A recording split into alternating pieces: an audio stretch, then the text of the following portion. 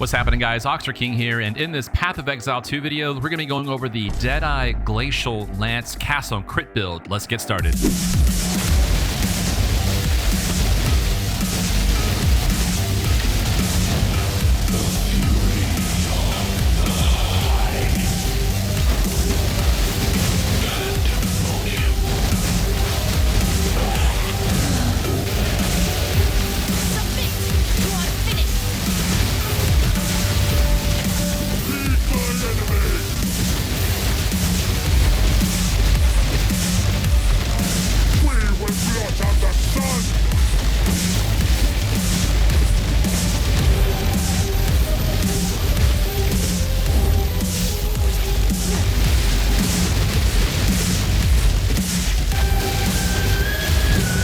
Okay, let's go ahead and hop into the skill gems. First up is Glacial Lance, and what I have this supported with for mapping is Pinpoint Critical, Primal Armament, Overextend, Martial Tempo, and Ice Bite. I will swap out Martial Tempo for Execute, and then I will swap out Ice Bite for Blindside when I am bossing. All right, next up is the cast on crit setup. I'm rocking two comets here. They are both level 15 at 20% quality. This is supported by Spell Cascade when I'm mapping. And then we have Sniper's Mark at level 8, 20% quality, and then Fluke. Use this entire video guide as a template, as inspiration. You don't have to do everything that I'm doing here. Just draw inspiration from it and go from there. As an example, I swapped out Comet for all kinds of different spells during my time with this build. I tried Ball Lightning, I tried Arc, I tried Spark, I tried Frost Wall, I tried everything that I could that I found to be fun, is engaging, good map clear, good boss,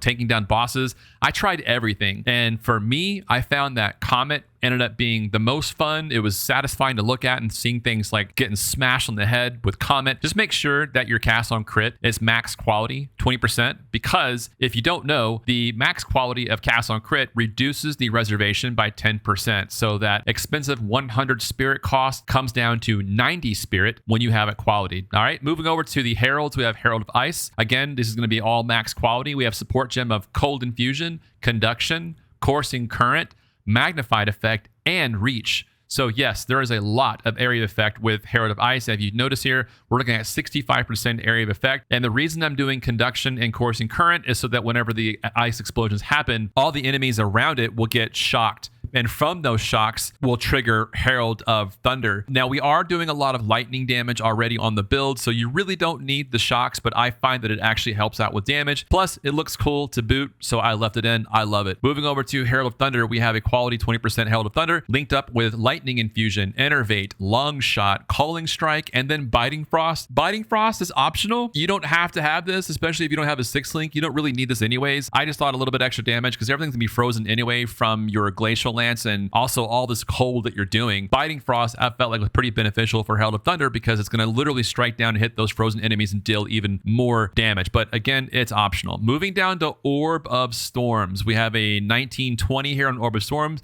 supported with Font of Rage, Font of Mana, Lightning Exposure, Blind, and then Inspiration. Now, the Blind comes in play because what we're doing here is not only does it help when you're mapping to blind the enemies, but when you're bossing, it's going to blind the boss. But also when you're doing single target bossing, blind has good synergy with the support gem that we're going to be linking up with in Glacial Lance when you're bossing, which is going to be called Blindside. So Blindside is going to have that good synergy with Blind on Orb of Storms, okay? And what's great about this is you're going to be building up your rage. When you put down Orb of Storms, you're going to build up your rage, and then also Font of Mana comes in really clutch because this build is very mana starved. So you're gonna love that you have Font of Mana in Orb of Storms. The Inspiration definitely comes in handy because a lot of these skill gems here, or the support gems, have a cost multiplier, and Orb of Storms is very expensive to begin with. So Inspiration will definitely help out with the mitigation of the cost. If you don't like Inspiration, you can swap that in for, I think it's called Life Tap, where it uses life instead of mana. Try that out instead. Next up is Combat Frenzy. We have that linked up with Perfusion. And then we have a lot of spirit on this build. So I am using Cannibalism, I'm using Precision, and I'm using Clarity. These are not needed, but they sure are nice if you have the extra spirit. I would slot these in, okay? Especially Cannibalism for mapping. It really helps out staying alive.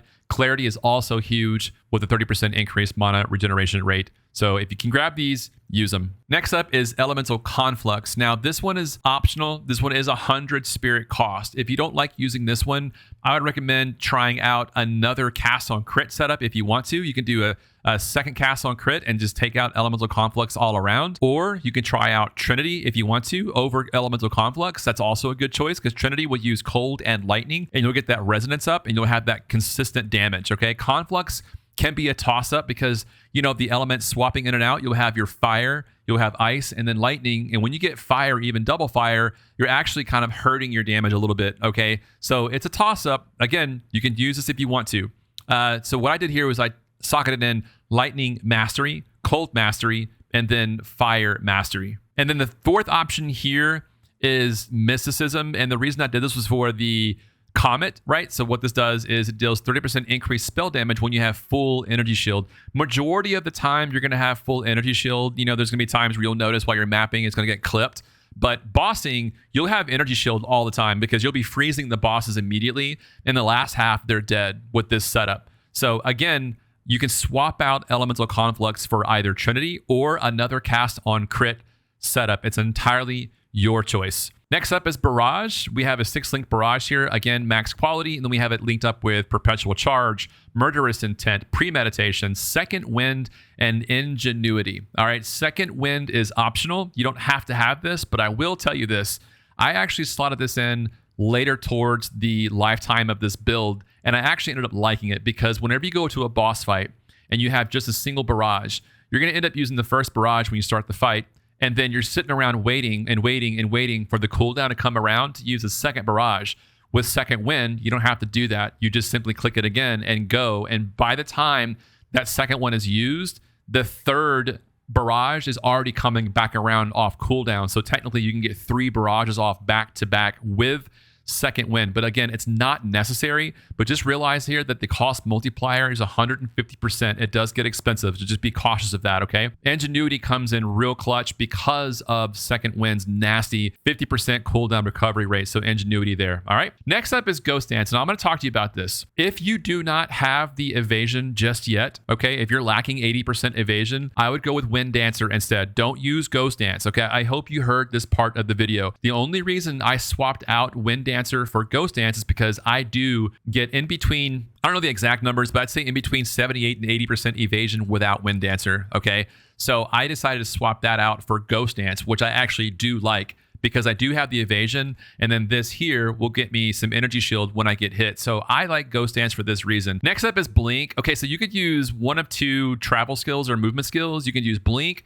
You can do Shield Charge. You can also do the trick with, I think it's called Rake, Rake with your parry shield. Okay, it's got to be parry, and you can manipulate that where you can do parry, rake, and you can do that whole thing where you can move across the map rather quickly. You can do that too. It's entirely up to you. I happen to like Blink, and Blink is actually on my second weapon set. It's not on my primary set, okay? So it is on my second weapon set, and the reason I did that was because I grabbed a lot of CDR on the tree with the weapon set 2 mechanic on the tree. So I moved my weapon set to those 24 points.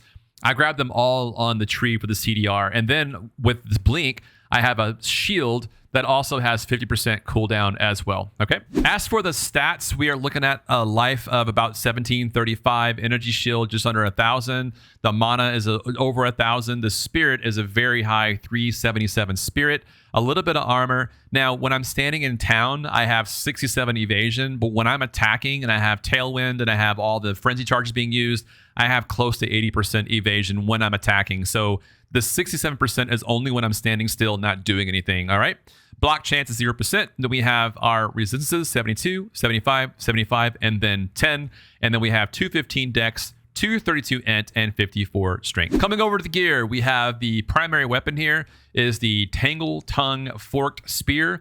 When you grab this, make sure that you can grab one of 2 different options. One is a single socket, but make sure the enchant here has critical damage bonus.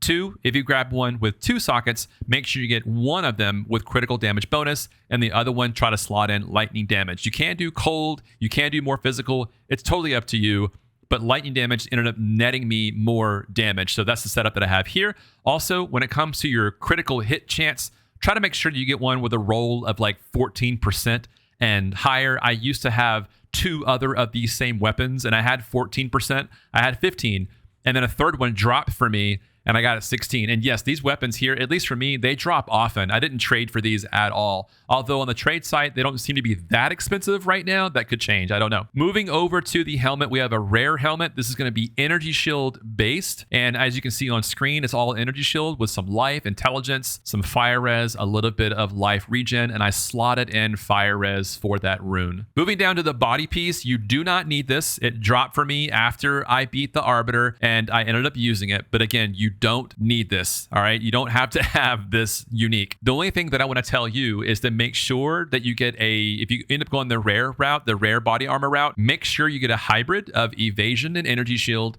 Make sure you get spirit on the body armor. That's really it. The rest, you can get res, you can get life, you can, whatever you want. All right. The world is your oyster. So you don't have to go with what I have here on screen. All right. Moving over to the left ring, we have a prismatic ring, and this one's going to have cold damage to attacks. It's going to have percentage to lightning damage, a little bit of evasion, not much. And then we have dexterity, and then we have elemental resistance to all because of the prismatic ring.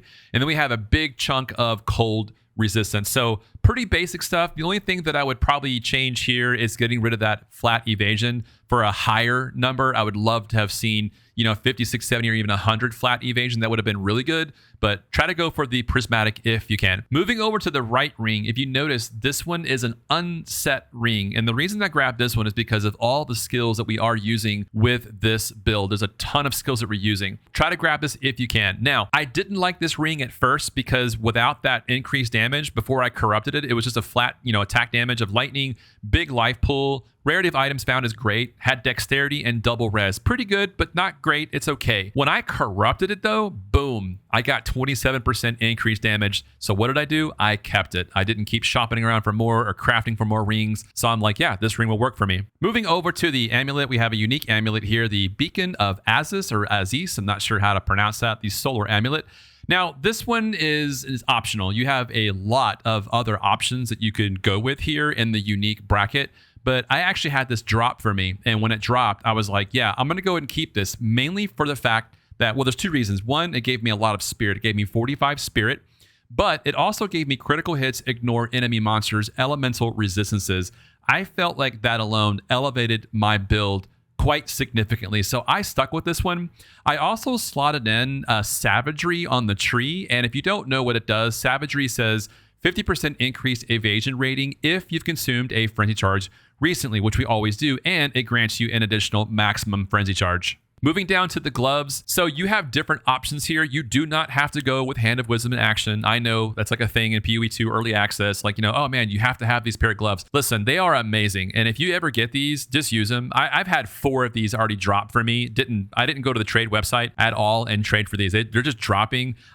Was curious about how much they're worth. And in this league, they're not worth all that much. You can get these for like 15 to 20, 25 exalts easy. The price may fluctuate by the time you watch this video, so don't quote me on that. But they weren't worth that much. So I ended up keeping my gloves, not selling them. But if you can grab these gloves, grab the one with the dual socket. That way you can take care of your resistances like you have seen here on screen. I grabbed a cold and lightning, slotted those in. Now the ingenuity utility belt here, I think is a staple in most of these builds, especially in early access when we're going to get, more belts as the game, matures down the line. But yes, I grabbed this belt here and I did try to grab the highest increased bonuses for each, left and right ring. So you see the 30% and 29% on screen. Then next over, we have a pair of rare boots. I did manage to have the currency at the time I was trading, so I did grab 35% movement speed. You don't need that. You can grab definitely 30%, minimum at least, but I grabbed 35. This one here is a hybrid, as you see on screen. We have evasion and energy shield. With this, we're going to have double res with cold and lightning. The last line there was kind of an added bonus. I wasn't looking for that, but it is kind of nice. I'm not going to lie to you. The reduced chill duration on you for 43%. It does come in pretty clutch. Moving over to the off weapon. This is a weapon that I actually traded. I did not craft this. I traded this on the website. And what you're looking for here are 2 major things. Actually, three. One is you want the grant skill of Malice. That one's really nice because you will be attacking close. So Malice comes in pretty clutch. Number 2, you want a very high increased spirit percentage roll. For this one, I got 82%, and then I ended up slotting in a rune that gave me an additional 10%. That is not required. That actually dropped for me, that rune, and that rune is worth a lot of currency. It's something like 500-600 exalt, something crazy. I ended up not selling it. I probably should have, but I ended up using it for the extra spirit because I felt like I needed it. So that's what happened. Lastly is that mana regen rate. You're going to need that with this build. This build will eat up your mana like crazy. So try to get a really high mana regeneration rate on that scepter. Mine's 67%. I always wish mine was higher. I wish it was like 75 or even 80% regen rate. If you can get that, go for it. When it comes to the second weapon set, I don't think you need a weapon in your left hand on the second set. I don't think you need that. I happen to have this scepter. I have like 5 of these. They drop a lot. And the reason I slotted this in is for the extra spirit so that I could end up using spirit on the second weapon set. All right, again, you don't really need that. However, you do need this right here, is this offhand shield on the second weapon set. If you try to grab this shield, make sure that the increased cooldown recovery rate is close to 50% as possible. And the reason we do this is for blink, to make sure that blink or shield charge or whatever you decide to do, that CDR is as high as possible. You couple this with the actual skill tree, the tree itself, where you've got more CDR, add that to this and it'll help your CDR quite a bit. Coming down the charms, I mean, honestly, I keep all the charms in my inventory, and whatever map, whatever that, you know, the suffix is or the prefix of the map is, I just swap out the charms for whatever's going on. Okay. The life flask and mana flask, I'm not a huge fan of. I've been using these forever. I was just lazy.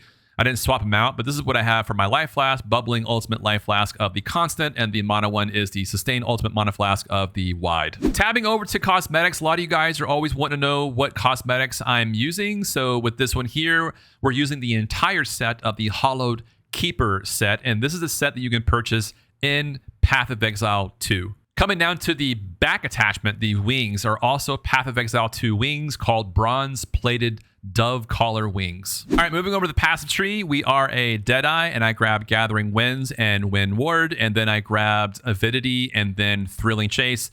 Thrilling Chase is only used for Barrage, in case you're wondering. This does not affect Glacial Lance whatsoever. It's mainly to get us a crap ton of charges for Barrage, and believe me, it is 110% worth it. It's amazing. Now, moving over to the tree, if you notice at the very start, you're going to see that I grabbed a lot of these attribute points.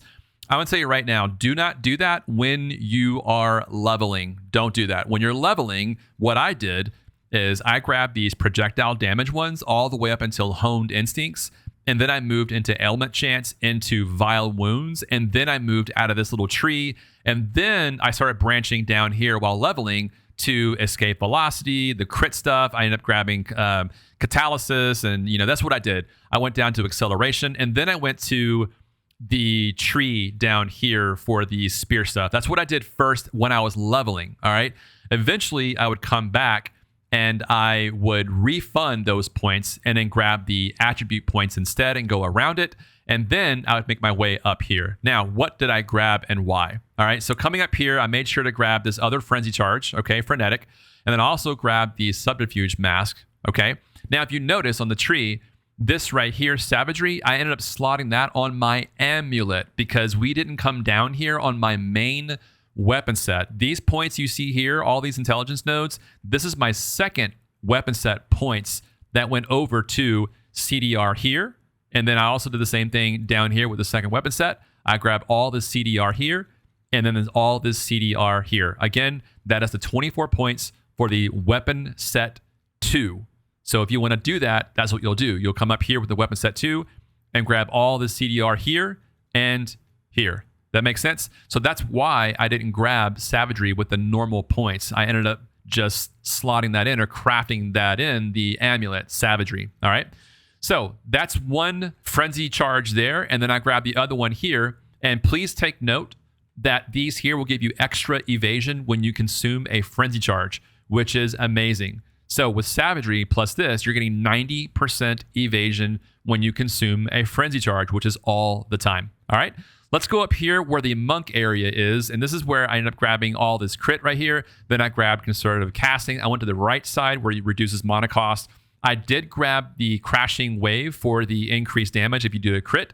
I did like to have extra skill speed and mana regen. I think this mattered to me. It did. If you don't think it matters, don't do this. Just refund all this and just go straight crashing wave down here to flow like water, and then grab mindful awareness. And then with these points, that if you don't take these 3, you can end up coming down to step like mist, which I actually wish I had because it's extra mana regen, but you also get movement speed and dexterity intelligence. Big win. So you could not go with this, but like I said earlier, you're going to miss out on, what is this? 3, 5, and 8, 11% skill speed. And to me, that matters. Totally up to you. Coming out of this part of the tree, we're going to move up here and grab our first jewel. And a lot of the jewels that I grabbed, they're not great. They're okay. But I made sure to grab ones that had crit bonus on it, some cold damage. That damage pinned to cold resistance doesn't really matter. But I did make sure every jewel that I have had meta skills gain like a certain percentage. I think that does matter because I did not grab dynamism or any other, meta skills gain X percentage of energy. I didn't do that. So I relied heavily on the jewels to take up that workload. Makes sense? Come up here to the crit area. You see what I've done here. I grabbed True Strike for the Jugular and Deadly Force. If you end up coming over Deadly Force, go to the top part of this diamond to grab damage on critical because you do get increased damage if you dealt a critical hit recently. Now, coming back down here on the tree. So once you grab Catalysis, you're going to come down here. And we're going to go ahead and come down here and grab acceleration. This is all movement speed and skill speed, which is a game changer in my humble opinion. And then I went ahead and grabbed all the stuff here. In fact, for some reason, the game never saves this for me. I tried 5 times where instead of having this right here, the increased attack speed, I wanted the 10% accuracy. I've tried this so many times. I saved the game and it ends up refunding this and coming back down to here. I don't know why. But in the planner, I'll make sure to add the accuracy instead of the 3% attack speed. I think the accuracy matters a little bit more. I'll make sure that the POB link and max roll link indicates spear accuracy over this small attack speed node if I remember to do so. Moving up top, I did grab the Herald nodes, Coming Calamity, because we are using Herald of Thunder and Herald of Ice. We are getting 50% increased cold and lightning damage with that, even when you're not using that. So, don't let this confuse you. Whenever you're bossing, when you have a Herald active, you're still getting, that lightning damage and cold damage while you're affected by those Heralds. So keep that in mind. You don't need to turn those off or toggle those off when you're bossing. You're getting that extra damage with these nodes. So keep that in mind, okay? Moving up here, I did end up grabbing the other Frenzy Charge +2 called Fervor. Grabbed all of these crit nodes, Heartbreaking, and then Struck Through, and then Heart Stopping. Now over here, if you cannot grab Enhanced Reflexes, definitely grab Bestial Skin if that's all the points you have. This one is optional. I think it's great. 30% increased evasion rating and 8% increased dexterity. I think it's a great node. But like I said, if you're running short on points, just grab Bestial Skin. Don't forget, you have +8 dex right here and then +25 dex right here if you're short on dexterity while you're leveling. The next jewel here we have is, again, cold damage, cold pen. Then we have increased critical bonus, and again, meta skills gain a certain percentage. Another jewel socket down here after the tree where the spear stuff is, right? The other jewel that I have here is similar to the other ones: cold damage, elemental damage, crit bonus, and then 8% increased energy gain from meta skills. From this jewel here, I moved up and grabbed the crit bonus nodes up here, Throat Seeker. So here's a good look at my Atlas tree. You don't have to go with what I'm going, but I thought I'd throw this in the video in case you want to draw some inspiration off of it. So what I did here is I went and grabbed Grueling Journey and I grabbed Constant Crossroads. I also came over here to grab Bountiful Bloodlines. And then I moved over to grab Rising Danger. Again, the game is not saving things that I've done because I actually did grab rare packs and I refunded pack size for rare packs, but the game didn't save it for some reason. I've done this like 5 times. So if you have that problem, let me know because it's not saving what I'm doing here.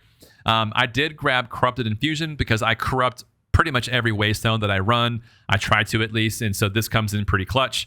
I do love the shrines and strong boxes the most right now in the current state of the game. So I came down here immediately and I grabbed all the shrines and all the strong box nodes that I could. It was a game changer for my gameplay, especially those shrines. It really sped things up for the combat, okay? Coming up here, I made sure to grab Treasure Coves and Remnants of Power. Everything else is totally optional. I have, what I've done here with the Breaches, Zesh's Madness, and I grabbed Grasping Hands, and I grabbed Crumbling Walls. I mean, you do whatever you'd like. Over here, I went this way with Fit for a King, Radiant Waystones, and Old Pirate's Trick, and then Organized Forces. For some reason, I haven't picked up my last 2 nodes for bosses. I fight boss maps all the time, tier 16, all that mess. I cannot get these last 2 points, but this is what I would do. I'd grab Beyond Reality. Coming in here with the Arbiter, so far, I've only fought the Arbiter a couple times, so I went straight north and grabbed Witness to History. Off to the right here, I did grab They're Coming to Get You for Simulacrum. Then for Ritual, I ended up grabbing Tempting Offers, which comes in pretty handy when you're doing rituals. Now, when I started leveling, what did I do? Well, because I was playing around with the Spear first, it was all new to us, I didn't really have a strategy or a plan. So I was doing pretty much everything, which is kind of what I recommend you do anyways, is kind of play around with what you think is great. There's nothing really like, concrete. You have to do this for leveling. It doesn't really matter. But what I did was I ended up using Disengage. I did go Whirling Slash, and I did use Twisters, and I also used Explosive Spear. Yes, this is a lot of nonsense, lots of combos. I didn't really like that kind of gameplay early on, but that's what I did. I ended up leaning heavily on Explosive Spear and Disengage more so than Whirling Slash and Twisters. It was just that whenever I got a Frenzy Charge, I would throw down Explosive Spear. They did add Cull the Weak after the initial patch release. This is new, so I would grab Cull the Weak as well. If you don't want to use the parry mechanic, grab Cull the Weak. It's actually a nice gap closer. It makes the game feel faster. Eventually, I ended up moving into Lightning Spear. Everybody loves Lightning Spear. It's great. It's the best clear in the game right now. Eventually, I then grabbed Barrage, and I stuck with Lightning Spear until I got Glacial Lance. Yes, I did drop Lightning Spear because, well, everyone was using it. And I'm like, I want to try something different, okay? So I dropped Lightning Spear. As soon as I got to Glacial Lance, that's when I started using it. I also use Storm Lance. Storm Lance is huge, especially while leveling for single target boss fights. So be sure to grab Storm Lance in addition to Lightning Spear if you're doing that combo.